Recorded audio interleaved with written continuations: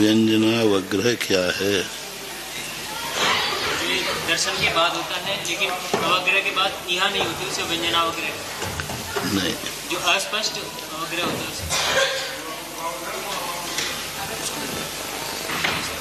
व्यंजनावग्रह। अवग्रह एक ही प्रकार का है कि उसके दो प्रकार के, अर्थावग्रह, व्यंजनावग्रह। व्यंजनावग्रह अर्थावग्रह जो पांच इंद्रिय और मन से होता है वो अर्थावग्रह, और जो अनिंद्रिय के मन से और चक्षु से नहीं होता वो व्यंजनावग्रह है, चार इंद्रियों से होता है। परिभाषा क्या है?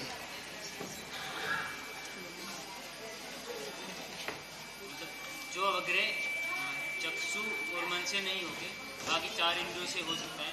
परिभाषा बताओ।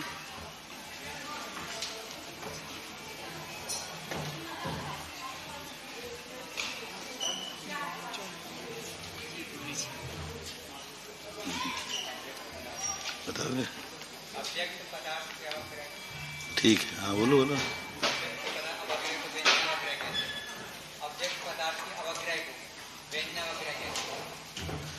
अव्यक्त पदार्थ के अवग्रह को, ठीक है।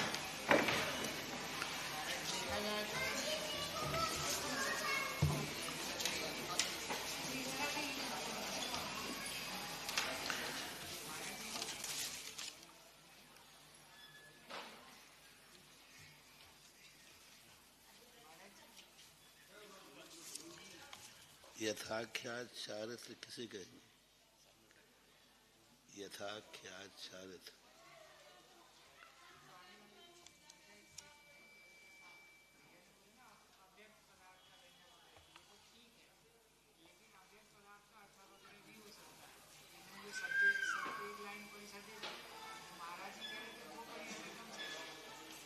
वो तो कारण है। अव्यक्त पदार्थ को अर्थावग्रह व्यंजनावग्रह बोलते, ठीक है, ये अव्यक्त का ही होता है।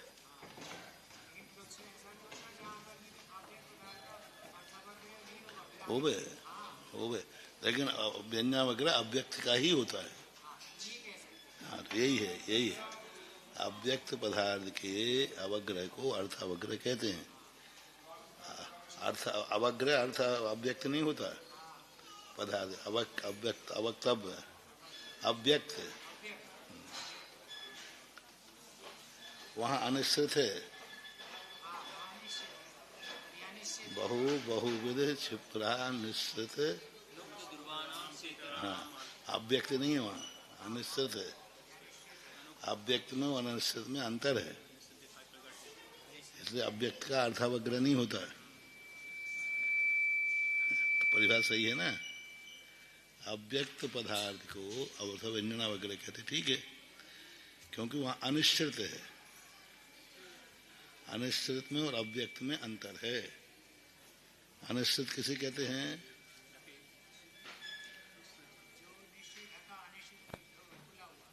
हाँ, अनिश्चित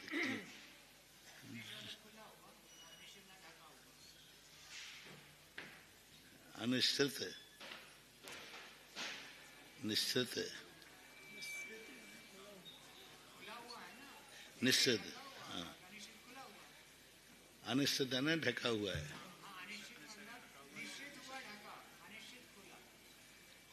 निश्चित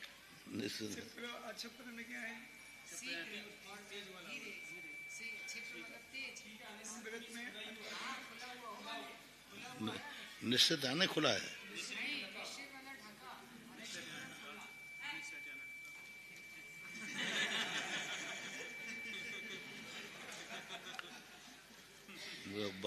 बहुविध क्षिप्र निश्रिक्त, पूरा पढ़ो वो सूत्र। यहाँ क्या है? हाँ तो यहाँ निश्चेतन है खुला हुआ, तो कोई कह निश्चेतन है खुला हुआ, अनिश्चेतन ढका हुआ, ठीक है। आप उल्टा कह रहे थे।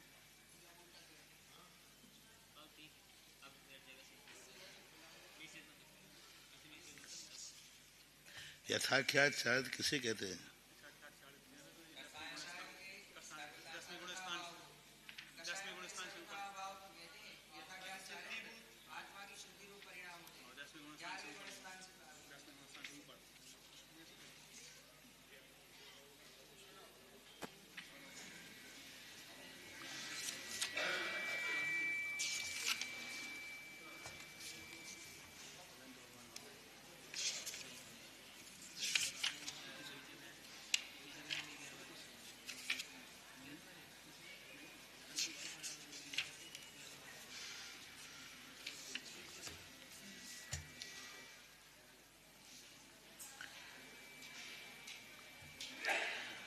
कल एक प्रश्न आता है जिज्ञासा में, बहुत अच्छा आया था कि 4 इंद्रियों के विषय तो कर्म रूप हैं, कर्ण इंद्रिय का नहीं है।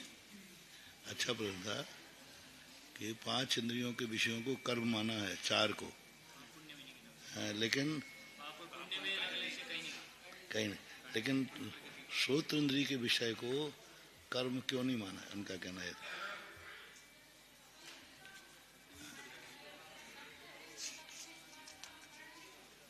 वो तो है लेकिन कर्ण इंद्रिय का विषय नहीं है ना। उनका प्रश्न बहुत अच्छा था कि कर्ण इंद्रिय के विषय को कर्म में क्यों नहीं लिया, ना पुण्य में लिया ना पाप में लिया। स्पर्श आदि सभी इंद्रियों के विषय पुण्य भी हैं और पाप भी हैं, लेकिन कर्ण इंद्रिय का जो विषय है उसको ना पुण्य कर्म में लिया ना पाप कर्म में लिया, तो ये क्या है?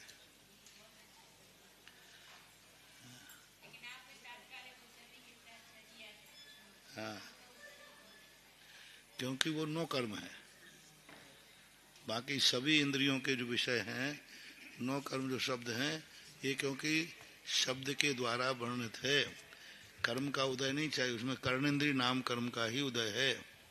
और इसमें क्योंकि उसमें किसी इंद्रिय के संबंध में कोई भी अनुभव नहीं होता, जब तक वह बुद्धि नहीं लगाएगा, मन नहीं लगाएगा या श्रुत नहीं लगाएगा, तब तक उसका कोई अनुभव नहीं होगा। इसमें तो स्पर्श हो रहा है, शब्द में यदि हो जाए तो उसको कुछ पता ही नहीं चलता।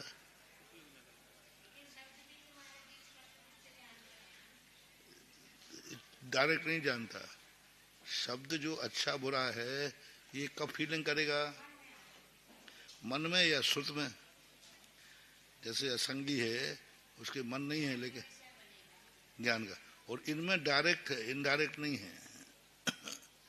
इन जो स्पर्शन इंद्रिय में सीधा ज्ञान हो रहा है और वो सीधा नहीं है, उससे इंद्रिय से कोई संबंध न स्पर्श से। वो तो फिर अच्छा और बुरे का ज्ञान जो है वो फिर ज्ञान लगाएगा तब जाकर अच्छा बुरा माना जाए। ये शब्द अच्छा कहा कि ये बुरा कहा, तो शब्द अच्छा बुरा नहीं है, शब्द का जो भाव है वो अच्छा बुरा है, शब्द अच्छा बुरा नहीं है, इष्ट अनिष्टकारी भी नहीं है। ये तो इष्ट अनिष्टकारी, गरम है, जल गया है, अनिष्ट हो गया, दुर्गंध है, अनिष्ट हो गया, लेकिन शब्द इष्ट अनिष्ट होता ही नहीं है। शब्द को तो हमें सोचना पड़ता है। हाँ, इसलिए ना तो पुण्य है ना पाप है, पुण्य भी है पाप।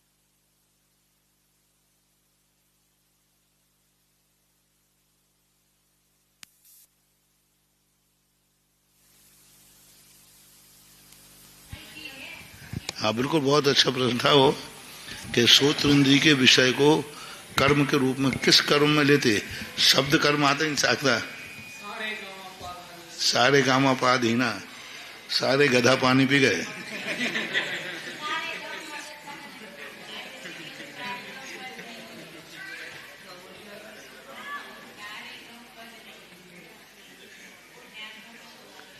पूरा संगीत इन्हीं 7 पे आश्रित है। 28 विषयों में तो गिनाते हैं, 28 जो विषय हैं, पंचेंद्रियों के जो विषय हैं 28, उनमें तो आएंगे 20 से 7 इसके और एक मन का। लेकिन कर्म नाम की कोई चीज नहीं है, क्योंकि शब्द जो है नो कर्म है, नो कर्म रूप फल देता है, कर्म रूप नहीं। जैसे औदारिक शरीर है, अब ये शरीर पुण्य पाप नहीं है, ये शरीर पुण्य पाप नहीं है, जिस कर्म के उदय में हुआ वो पुण्य पाप है। इसी प्रकार शब्द नौ कर्म है, इसलिए उसके लिए कर्म की विवक्षा नहीं बनाई है।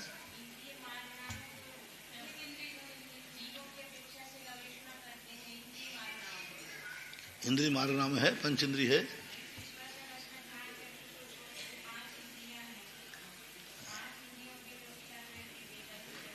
पर शब्द जो है कर्म नहीं है, शब्द की जो ग्रहण स्थिति है वो कर्म के उदय से नहीं है। कोई भी कर्म का, क्योंकि शब्द अपने आप में, इसलिए वहां का सद्दो नानम न हवदी, शब्द ज्ञान नहीं है। शब्द के साथ हम ज्ञान लगावे तो ज्ञान है, लेकिन स्पर्श रस अगर हम नहीं भी डालें, मान लो अबुद्धि पूर्वक भी हम छुए तो हम जलेंगे कि नहीं? अबुद्धि पूर्वक होश भी नहीं है, लेकिन शब्द यदि हम अबुद्धि पूर्वक सुने तो हमें कोई पता नहीं चले क्या बोला, क्या बोला सुना ही नहीं हमने। लेकिन ऐसा नहीं होता कि अब अग्नि को टच करें हमें पता ही नहीं चला कब हो गया, बेहोशी की बात अलग है। लेकिन शब्द तो उपयोग में, इसलिए कर्म का उदय से जो सुनना हो रहा है वो कर्ण इंद्रिय से हो रहा है, लेकिन कर्ण इंद्रिय से सुना हुआ शब्द न पुण्य है न पाप है। अच्छा बुरा जो शब्द आ रहा है पुण्य पाप कर्म के उदय से नहीं आ रहा है, यश अपयश से आ रहा है। हाँ नहीं, यश अपयश से आ रहा है। पंचेंद्रिय का विषय है वो, यश अपयश से आ रहा है। गाली आ रही तो अपयश से आ रहा है, प्रशंसा आ रही तो यश से आ रहा है। तो यश और अपयश कर्म है, और यश अपयश से ही शब्द हमें सुनाई पड़ेंगे। शब्द स्वयं में पुण्य पाप नहीं है, शब्द ना पुण्य है ना पाप है। पुण्य भी है पाप भी, ये भी नहीं है ही नहीं वो कर्म, क्योंकि वह हमारे ज्ञान का विषय डायरेक्ट नहीं बन रहा है। यश और अपयश के कर्म के उदय से होते हैं, तो यश अपयश कर्म ले लिया उसने। लेकिन सोच बहुत अच्छा गया प्रश्न में कि कर्म के 4 ही 20 ही भेद बनते हैं, उससे ऊपर भेद नहीं बनते।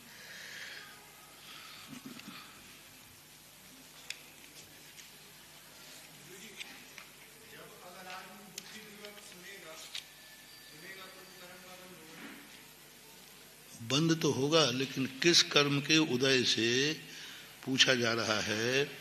जैसे स्पर्श है, तो स्पर्श से हमारे लिए पुण्य भी पाप भी है।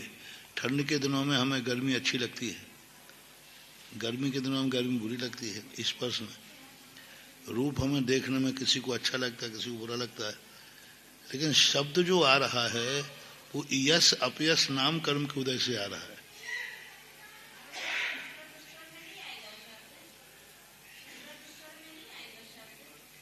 पर अच्छा बुरा कब लगेगा? यश अपयश होगा तो। दुस्वर है तो दुस्वर भी अच्छा लगता है, सुस्वर भी तो अच्छा लगता है, लेकिन यश और अपयश होना चाहिए। सुस्वर और दुस्वर ठीक है, यश और अपयश अलग चीज है।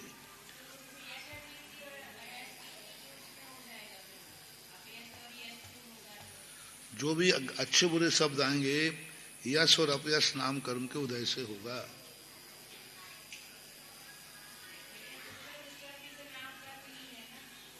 सुस्वर दुस्वर तो है ही, लेकिन सुस्वर दुस्वर में हमें अच्छा लगे ये कोई नियम नहीं है।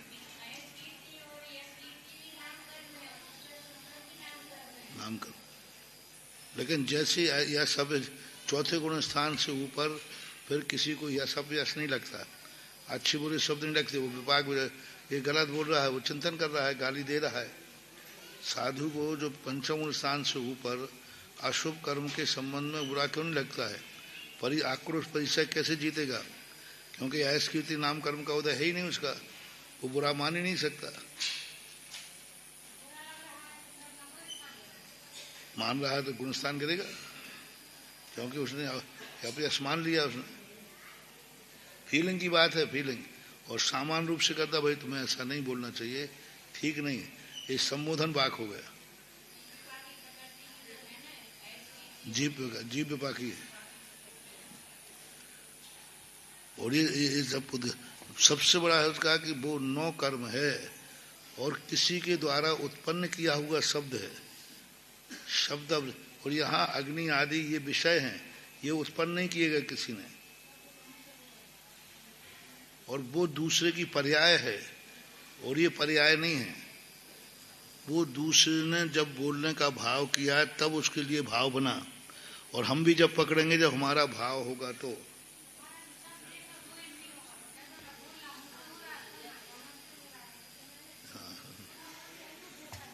मुंह से बोल रहा है लेकिन वो रसना इंद्री का विषय नहीं है, कान से सुन रहा है लेकिन वो स्पर्शन इंद्री का विषय नहीं है। हालांकि प्रापकारी है कर्ण इंद्री, कर्ण इंद्री प्रापकारी होकर के भी स्पर्श नाम कर्म का उदय स्पर्श नहीं है।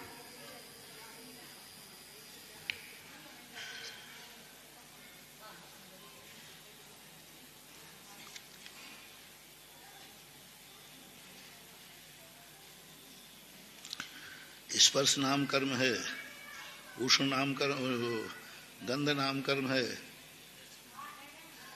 नहीं कर्म 4 है ना, स्पर्श रस गंध और वर्ण। लेकिन श्रोत नाम कर्म का कोई कर्म नहीं है।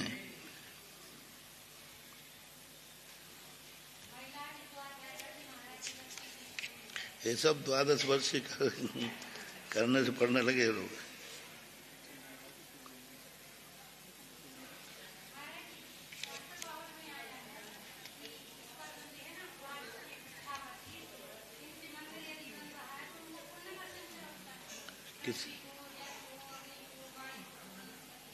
किनको? हाँ, पुण्य कर्म बंद नहीं होता। इनको स्वयं इस कारण से पुण्यबंध नहीं होता, वे पुण्यबंध कर सकते हैं वो अपने, लेकिन ये दूसरे के लिए फल दे रहे हैं इसलिए पुण्यबंध हो रहा है। पुण्यबंध होता है ना, एक इंद्रिय को पुण्यबंध नहीं हो तो वो तीसरे में कैसे आएंगे। लेकिन इसका बंद नहीं हो रहा कि हम फल खाना दे रहे हैं, पानी को इसलिए बंद नहीं हो रहा कि हम इनकी प्यास बुझा रहे हैं, हैं?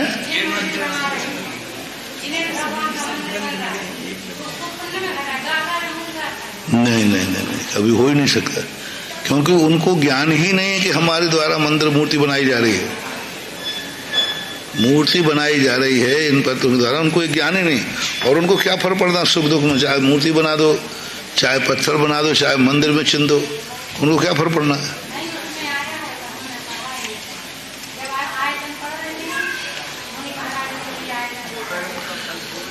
तो अपन को बंद होगा पत्थर से, मूर्ति जो बैठाल रहा है उसको पुण्य बंद है, उस पत्थर को पुण्य बंद है, पत्थर में रहने वाले जीवों को पुण्य बंद है।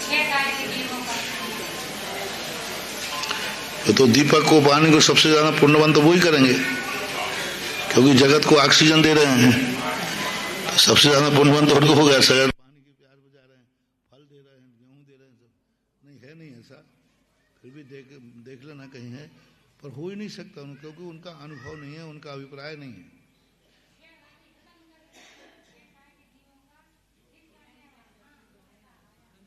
षटकाय जीवों का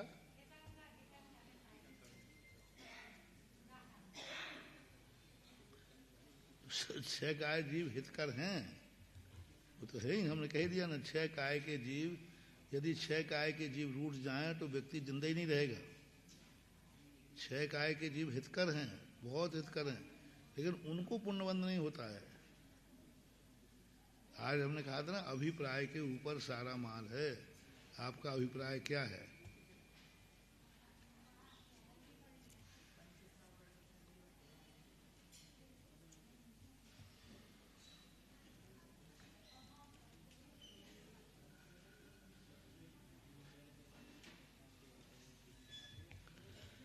अच्छा, अब कल जो प्रश्न उठाया, ऐसा प्रश्न उठा करके किसी आचार्य ने समाधान भी नहीं किया कहीं भी छठखंड आगम में कि आप 4 इंद्रिय के विषयों को कर्म क्यों ले रहे हैं। गौमर साहब में भी नहीं देखने में आया, और न कहीं से पढ़ने में नहीं आया कि श्रोत्र इंद्रिय को कर्म में, विषय को कर्म में क्यों नहीं लिया।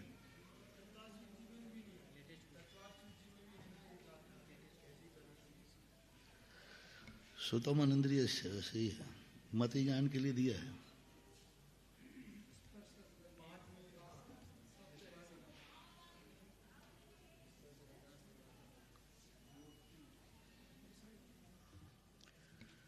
चले कहाँ थे?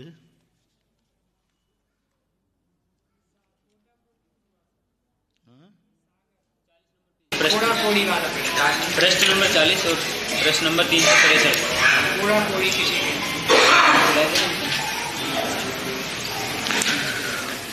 कोड़ी किसे कहते हैं? 1 करोड़ को 1 करोड़ से गुणा करने पर प्राप्त गुणनफल को 1 कोड़ा कोड़ी कहते हैं, ठीक है। सागर किसे कहते हैं? 10 कोड़ा कोड़ी अध्यापनों का 1 सागर होता है। ये सबको याद करने लायक है, क्योंकि बार बार ज्यादातर लोग यही पूछते हैं। 2000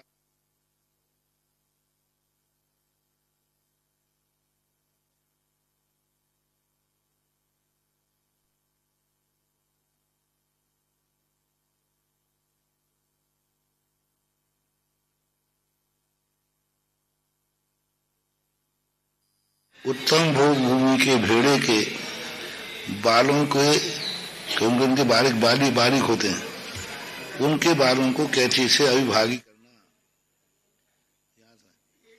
7 दिन तक के मेढ़े के, वो भी भोग भूमि के, उत्तम भोग भूमि।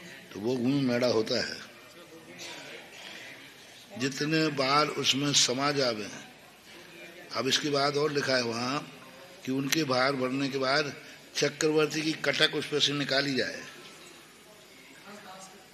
धान के भरण, ऐसा और आया है। 100 वर्ष में एक बाल निकालना है। जितने वर्षों में वे सब बाल निकल जावे, उतने वर्षों के जितने समय हों, उतने वर्षों के समय अपन एक अंतर्मुहूर्त के समय ही नहीं निकाल सकते, एक आवली के समय नहीं निकाल सकते, क्योंकि असंख्यात समय होंगे। व्यवहार पल से असंख्यात का गुणा करना है, व्यवहार पल है। उस व्यवहार पल में फिर असंख्यात का गुणा करना उद्धार पल है, और उद्धार पल से असंख्यात का गुणा करने पर अद्धा पल है। कितने समझ गए? 2000 कोस लंबा चौड़ा गड्ढा खोदो, खोदो जल्दी।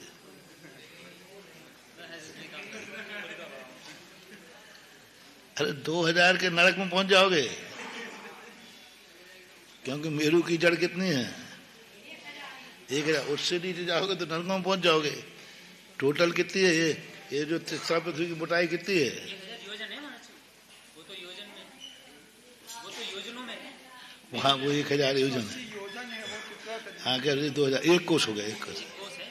हाँ ठीक ठीक, वो 1000 योजन है और ये 2000 कोस है, और 2000 कोस का 1 योजन के 2000 कोस होते, ठीक है। बड़ा योजन छोटा योजन में, छोटा योजन 2 कोस का और बड़ा योजन, इसमें 2 मत हैं। 2 कोस भी मानते हैं और 4 कोस भी मानते हैं। 2 गभ्युति, गभ्युति में अंतर है। 1 कोस की भी गभ्युति होती है, 1 कोस का भी लिया है। 1 कोस की गभ्युति, 2 कोस की गभ्युति, 2 कोस का। देश में आया था ना, एक कोस जो 1 गभ्युति है तो वो 2 कोस की, और आधी गभ्युति है तो वो आधा हो गया। 1 कोस का भी दिया, 1 कोस का भी दिया था।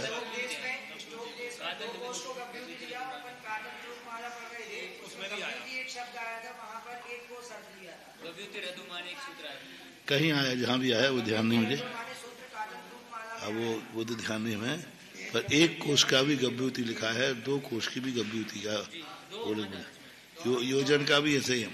पर बड़ा योजन जो है और छोटा योजन 2 प्रकार, कोस 2 प्रकार के नहीं है।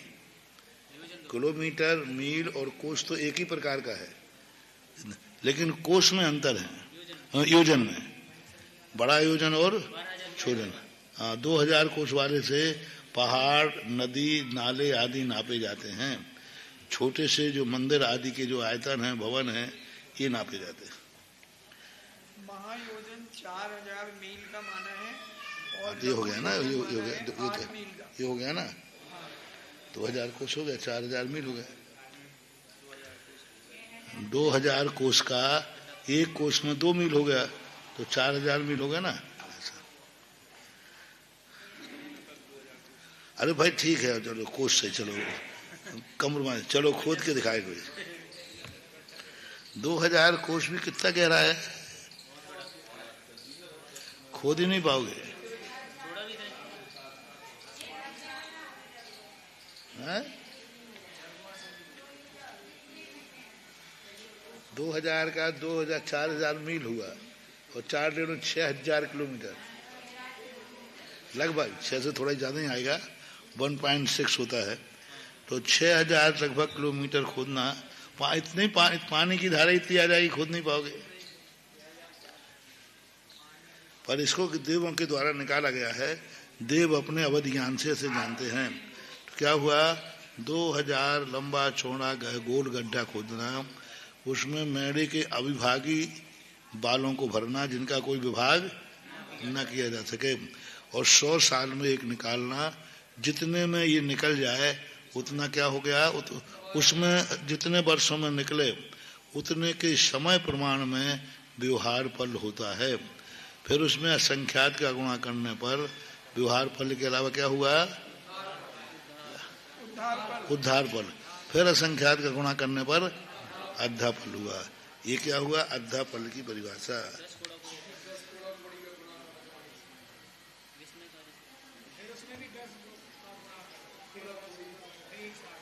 बस इतना ही लिखा है, इससे आगे नहीं है इसमें। हाँ, ऊपर लिखा 10 कोड़ा कोड़ी अद्धा पल्लों का एक सागर होता है। 10 कोड़ा कोड़ी अद्धा पल्लों का, ठीक है, 10 कोड़ा कोड़ी अद्धा पल्लों का उतना होता है। 2000 लंबा चौड़ा गड्ढा, अविभागी प्रतिशत भरो, 100 साल में एक निकालो, जितने वर्षों में निकले उतने समयों का एक व्यवहार फल होता है। असंख्यात का गुणा करने पर उद्धार फल होता है, असंख्यात का गुणा करने पर अद्धा फल होता है। ऐसे 10 कोड़ा कोड़ी अद्धा फलों का एक सागर होता है। आप समझदार हो, निकाल लोगे।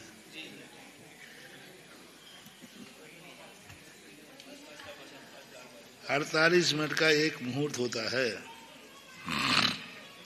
पर ये रट लेना चाहिए, रटना है। ये पल वाला सिस्टम रटने लायक ही है, निकालने लायक नहीं है, रटने लायक।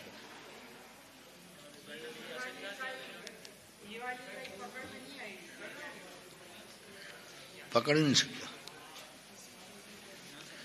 इसलिए इसको अलौकिक गणित में लेते हैं। मुहूर्त के किसे कहते हैं, आवली के ऊपर और मुहूर्त के भीतर प्रत्येक का समय का कालखंड अंतर मुहूर्त है। आवली किसे कहते हैं, एक श्वास में असंख्यात आवलियां होती हैं। श्वास बड़ी के आवली बड़ी, एक श्वास लेने में असंख्यात आवली, कितना सूक्ष्म आवली का। ये आवली जो अपन करते हैं रन वाली, ये आवली नहीं, आवली का हाल यही देते समय की गणना है, तो वही तो आवली है यहाँ। जितना समय लगेगा उसको आवली कहेंगे। हाँ, तो आवली वही तो है, तुम्हारे द्वारा नहीं, एक उंगली घुमाने में नहीं, जिनको अक्षीण काय बल रिद्धि प्राप्त है उनके द्वारा स्पीड, अक्षीण काय बल जिनकी उनके द्वारा। अपन को तो टाइम लगेगा, अपनी इतनी स्पीड नहीं है। हाँ, उतनी अपनी स्पीड में तो बहुत हो जाएगा। श्वासोच्छ्वास किसे कहते हैं, निरोग पुरुष की नाड़ी एक बार चलने के काल को श्वासोच्छ्वास कहते हैं। अब देख लीजिए, अब ये जो अपन श्वासोच्छ्वास ले रहे हैं ये नहीं घटित होगा, इसमें तो काफी अंतर आ रहा है। जो निकल रही है जा रही है, ये पकड़ में, इसका पकड़ में आ जाएगा।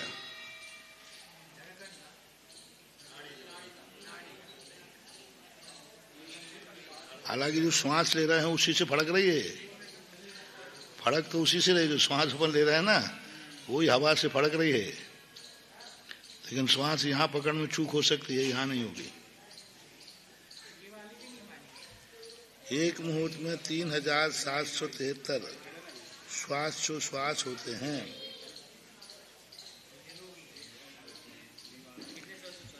नाड़ी का फड़कना और श्वास काल एक ही है। जो नाड़ी फड़क रही है ना, ये श्वास का काल एक ही है। ऐसी एक मुहूर्त के 48 मिनट के अंदर 3773 बार ये नाड़ी फड़क जाती है, ऐसा इसको मानना चाहिए। तो क्या समझे? मुहूर्त कितने का हुआ? अंतर मुहूर्त कितने का हुआ? आवली से ऊपर 48 मिनट से एक समय कम। फिर अंतर मुहूर्त हो गया। अंतर मुहूर्त कितने का हुआ? एक समय कम 48 मिनट। हाँ, आवली कितने की हुई? असंख्यात समय की आवली हुई। असंख्यात श्वास एक श्वास में असंख्यात आवली। हाँ, एक श्वास में असंख्यात आवली हुई, एक श्वास में।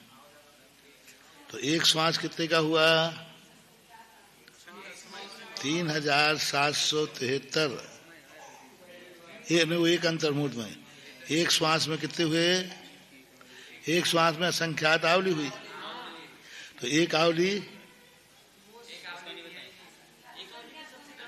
असंख्यात समय की। श्वास का ठीक है, श्वास का एक असंख्यात्मक भाग प्रमाण आवली हो गई। समयों से असंख्यात समय, श्वास बड़ा है, आवली छोटी है। तो एक मुहूर्त में कितनी श्वास हुए? 3773 प्रमाण ये हो गए। ऐसा इसको रट लेना चाहिए। ठीक है।